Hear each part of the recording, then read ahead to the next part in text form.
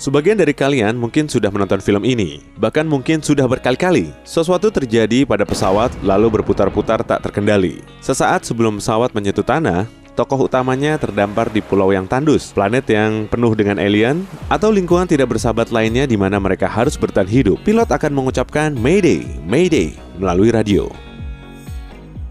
Jadi, aku penasaran dengan Mayday ini. Mengapa situasi seperti ini selalu terjadi pada tanggal 1 Mei? Bukankah ini agak aneh? Atau ada konspirasi yang tidak kita ketahui?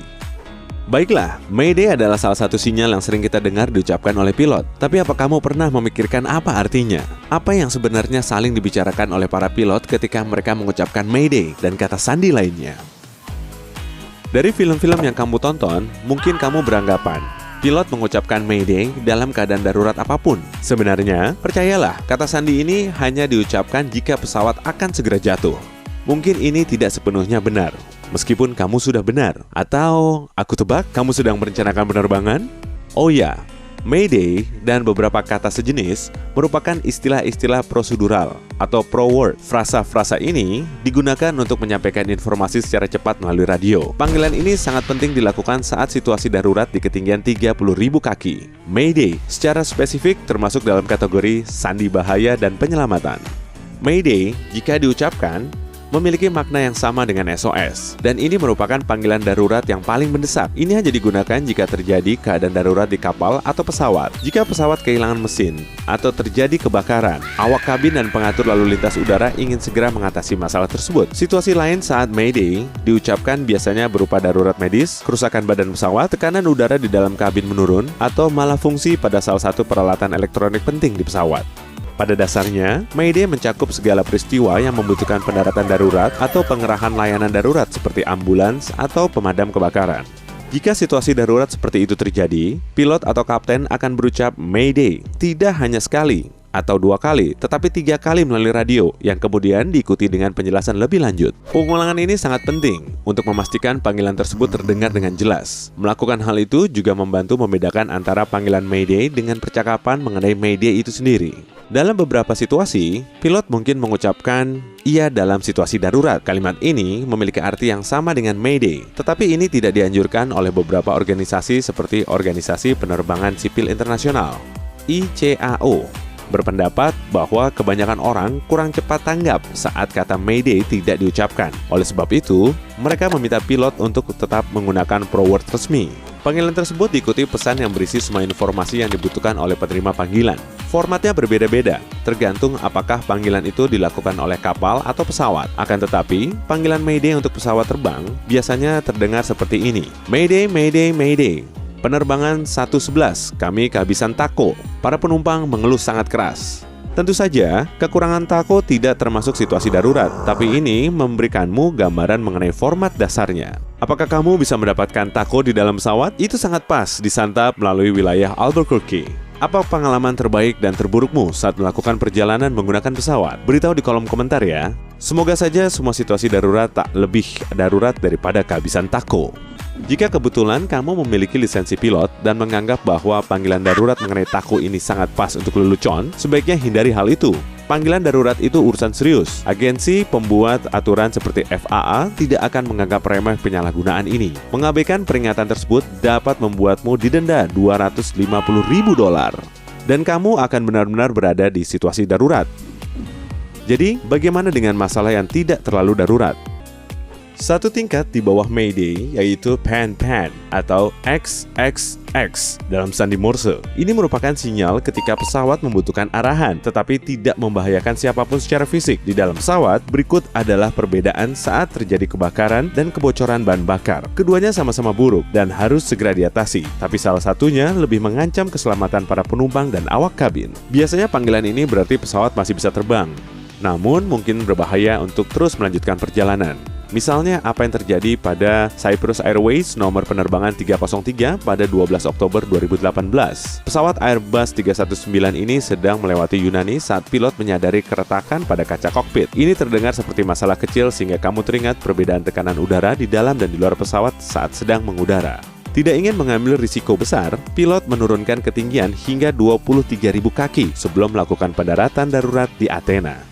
Situasi ini memang belum darurat, tetapi bisa menjadi sangat darurat jika awak kabin dan pengatur lalu lintas udara tidak segera mengambil tindakan. Pan-pan juga digunakan ketika seseorang di dalam kabin mengalami masalah medis yang menurut kapten tidak darurat. Pada kondisi ini, mereka akan menghubungi petugas medis yang akan menjelaskan mengenai penanganan yang tepat pada awak kabin. Jika dokter mengatakan bahwa kondisinya darurat, panggilan akan ditingkatkan menjadi Mayday dan pesawat akan melakukan pendaratan darurat di bandara terdekat. Pilot berkebangsaan Inggris pernah melakukan panggilan Pan-Pan Medico untuk menjelaskan situasi darurat tersebut. Namun, istilah itu sudah tidak digunakan lagi secara resmi. Sama halnya dengan panggilan Mayday, panggilan Pan-Pan juga diucapkan 3 kali sebelum memberikan penjelasan lebih lanjut. Dan sebelum kamu bertanya, jawabannya tidak. Kecuali para penumpang mulai membuat kekacauan, kehabisan taco tidak akan membuat pilot melakukan panggilan pan-pan. Istilah prosedural lainnya yang digunakan dalam keadaan darurat yaitu security untuk melaporkan bahaya navigasi, Ceylon's Mayday atau Ceylon's Distress untuk membatasi komunikasi hanya untuk situasi darurat. Sekarang mungkin kamu bertanya-tanya dari mana asal kata-kata tersebut. Kamu mungkin juga menyadari beberapa kata tersebut terdengar seperti bahasa Prancis. Maafkan pengucapan bahasa Prancisku. Jika kamu telah menyadarinya, berarti kamu sudah hampir mendapatkan jawaban. Istilah Mayday diperkenalkan pada tahun 1921 oleh pengatur lalu lintas udara berkebangsaan Inggris bernama Frederick Stanley Mockford. Ia sering mendengarkan pilot Prancis menggunakan kata Mayday dalam keadaan darurat. Ini berarti tolong aku dalam bahasa Prancis, tetapi terdengar seperti kata May dan Day.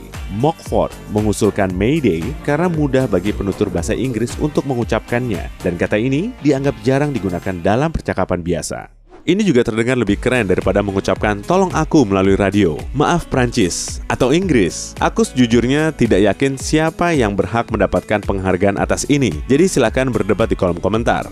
Saat kamu sedang menulis komentar, jangan lupa klik tombol suka dan bagikan video ini pada teman-temanmu. Lalu pan-pan berasal dari bahasa Prancis, panique yang berarti gangguan, security berarti keamanan atau keselamatan dalam bahasa Prancis. Sementara Ceylon's terinspirasi dari bahasa Prancis yang berarti hening.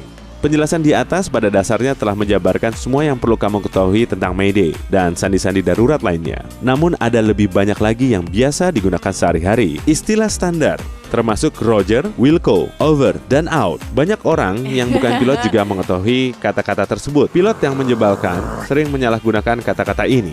Over berarti kamu telah selesai berbicara dan sedang menunggu respon. Sementara out berarti tidak perlu dibalas. Jika kamu berkata over dan out kepada pilot atau pengatur lalu lintas udara, kamu akan membuat mereka bingung, mengganggu mereka, dan membuat mereka berpikir kamu tidak tahu apa yang kamu lakukan. Pasangan kata lain yang sering digunakan yaitu Roger dan Wilco.